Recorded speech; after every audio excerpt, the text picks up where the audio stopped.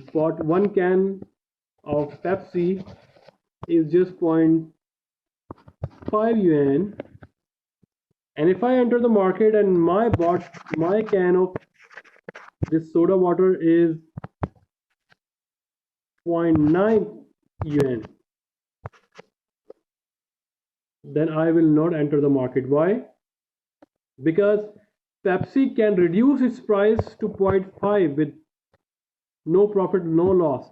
But if Pepsi announce the price of one can is 0.5, and I cannot decrease my price from 0.9, so of course people will rush to buy Pepsi, not my soda.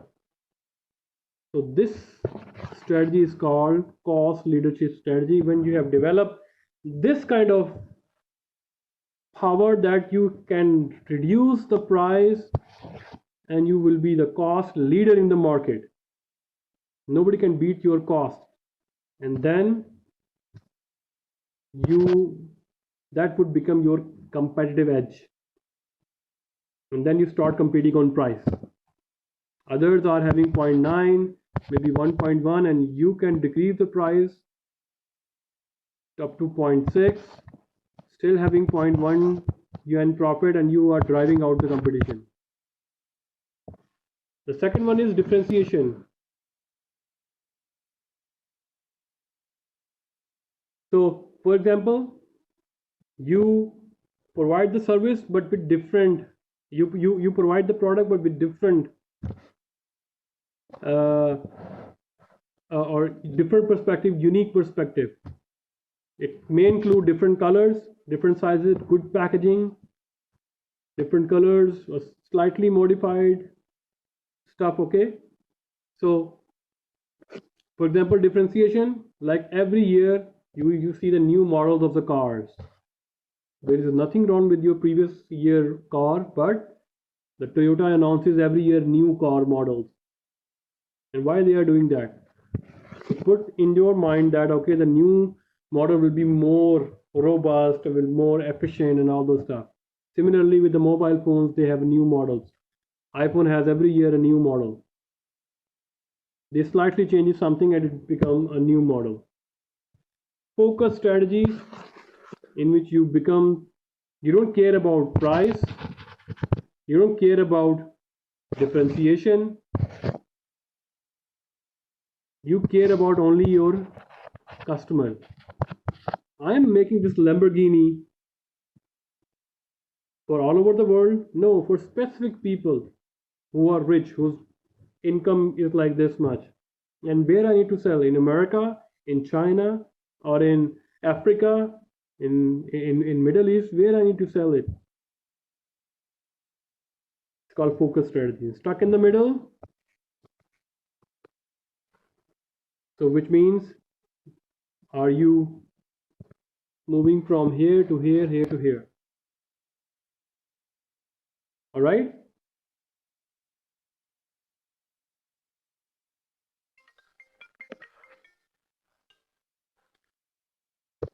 Okay, any question?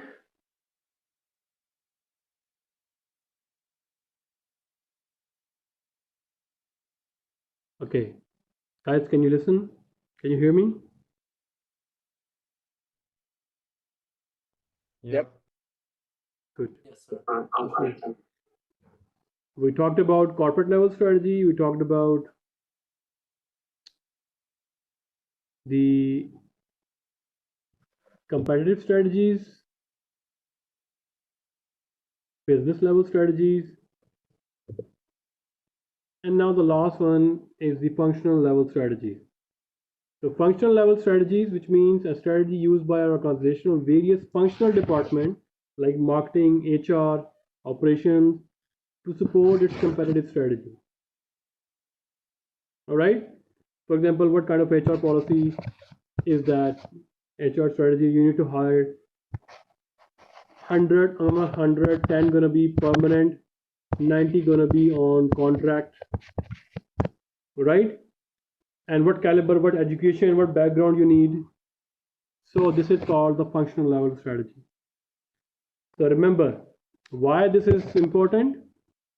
If your corporate level strategy is awesome. Your business level strategy is also awesome, but your functional level strategy has nothing in it, so you cannot achieve your strategic objective. Strategic management fails if you just violate one step. If you all the strategies from corporate level to, if I can show you, so we also call this business level, competitive level strategy or business level strategy, corporate level strategy, business level strategy, and functional level strategy, right?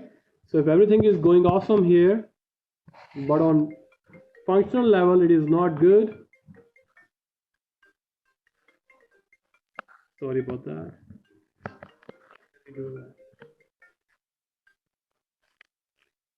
So if it is not implemented here in good faith here, or something problem here, then all those strategies just fail.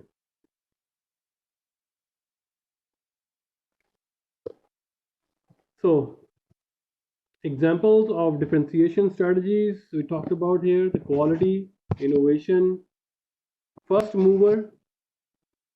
For example, Tesla is a first mover who entered the market, captured the market. If you see the EV industry heavily taken by Tesla. So first mover advantage and then disadvantage, your reputation, you will become the leader. You enjoy the cost and learning benefits because you know how much it costs, how much how you make this product, right? And you have control over your resources, and there are endless opportunities for you because the market is yours, because you are the first mover. Disadvantages, the biggest disadvantages is risk and uncertainty, because you don't know what's going on and how I will be surviving in there. And what about the investors who are giving you, sorry guys, just wait a second.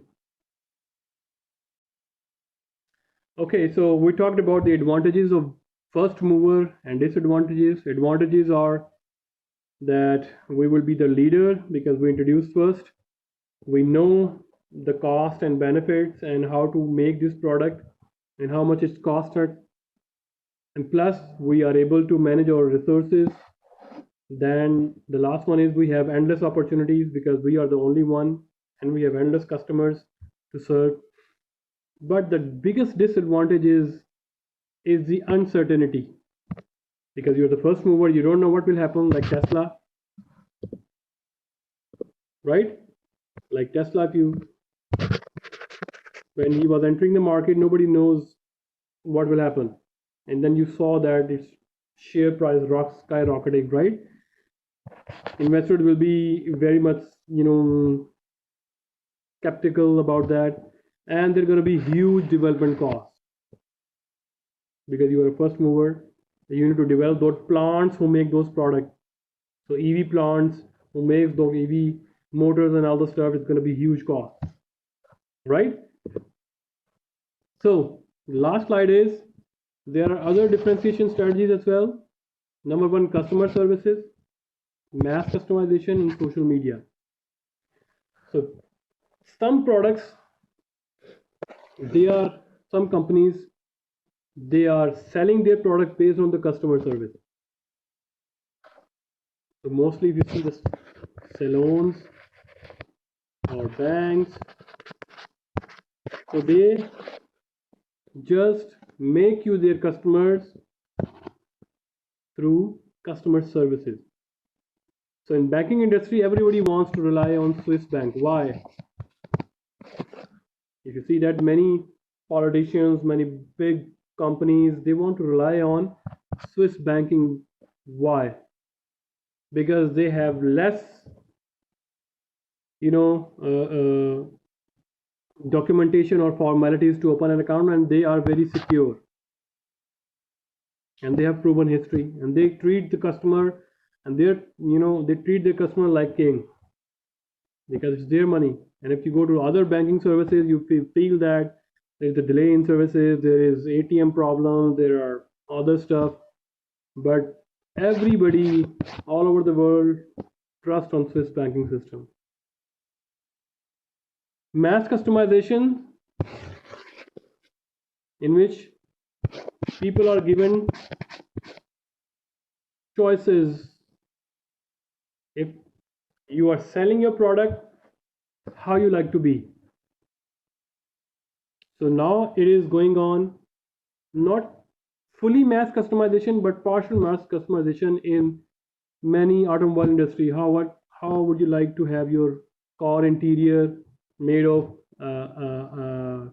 fabric, fabric seats, leather seats? What kind of stuff, colors you want? You can just pay a little bit extra, and you can have a different and unique color of your car. All right. You can also develop then, okay, you are selling 1.2 liter engine. I want this in the same model. I want this 2.0 liter engine. Just make it for me. I'm going to be paying you. That's it. The others are social media practices. So you have seen that, okay, you can post a review on social media. That's it. So people are buying by reviewing those on social media.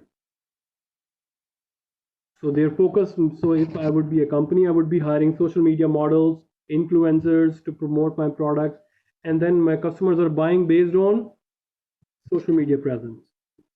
So they can find out the real reviews and all those stuff. Right? So you can also make a differentiation based on customer services. You have a unique way to provide customer a good services so that they remember. Hard Rock Cafe. If you go through over there, so they have memorabilia in which you place something over there and you can enjoy your memory. They are just selling burgers, that's it, right? But customer service is awesome. Mass customization, if you give your customer a choice that what it wants in his product, color, size, different stuff. You can also differentiate unique product. You can also make the unique product to him. And then social media. What if you are selling based on social media? Right? There are different. You can say that celebrities promoting some stuff like organic stuff, this kind of stuff. So you don't go through. You don't see a mass advertisement of organic medicines or stuff. You'll see a niche marketing. So maybe they are. It's good to explore social media marketing, social media stuff to sell your product. All right. So that's all for our today's chapter. And here is the review for our learning objective by yourself. Just read it, and you are good to go. So I already showed you your part one and part one marks. I'm still checking the part two. I would be hopefully finished checking up your exam. So those who don't know their part one answer, so I would be uploading the mark sheet on the group, so you can see your marks over there. All right. Any question?